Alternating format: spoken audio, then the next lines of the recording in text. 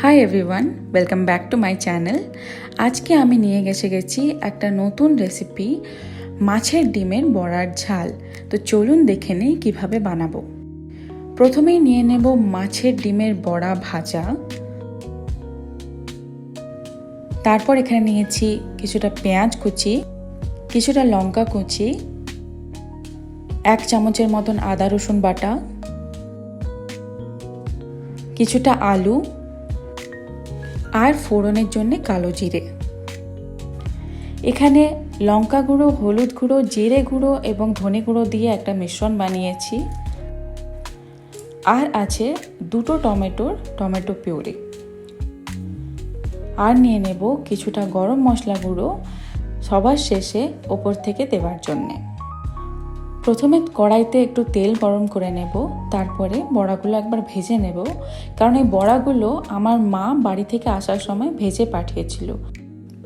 তারপর আবার কড়াতে একটু তেল দিয়ে আলুগুলো একটু ভাজা ভাজা করে নেব। খুব বেশি ভাজবো না, অল্প একটু ভাজা ভাজা হবে। আলুটা ভাজা হয়ে গেলে আবার ওই কড়াইতে কিছুটা তেল দিয়ে তাতে দিয়ে দেব কালো জিরে ফোড়ন। তারপরে দিয়ে দেব পেঁয়াজ কুচি। কিছুটা নেড়ে নেব পেঁয়াজটা যাতে লাল লাল হয়ে যায়।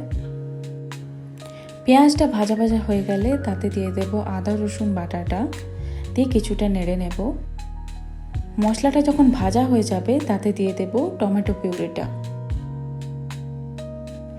টমেটো পিউরিটা যখন এই কনসিস্টেন্সিতে এসে যাবে তখন মিশ্রণটা দিয়ে দেব। আর দিয়ে দেব স্বাদ মতো নুন আর চিনি। কিছুটা নেড়ে মাখা মাখা হয়ে আসলে দিয়ে দেব আলুগুলো।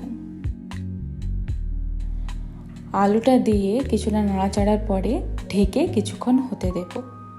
তারপরে আলুটা যখন মশলার সাথে মাখা মাখা হয়ে যাবে তখন দিয়ে দেব 1 কাপ জল, দিয়ে ঢেকে দেব।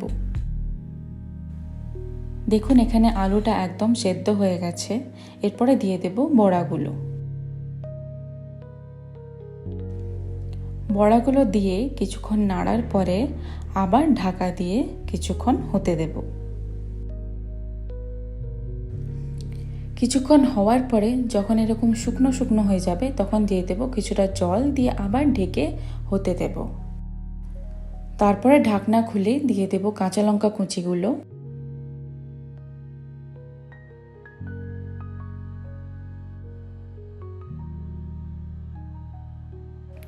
আমাদের বড়ার ঝাল একদমই রেডি।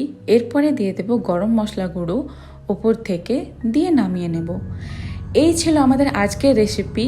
আপনারা অবশ্যই ট্রাই করবেন আর আমাকে জানাবেন আপনাদের কেমন লাগলো। আমি আবার আসবো এমন রেসিপি নিয়ে। ততদিনের জন্য টাটা বাই, ভালো থাকবেন আর ভালো রাখবেন।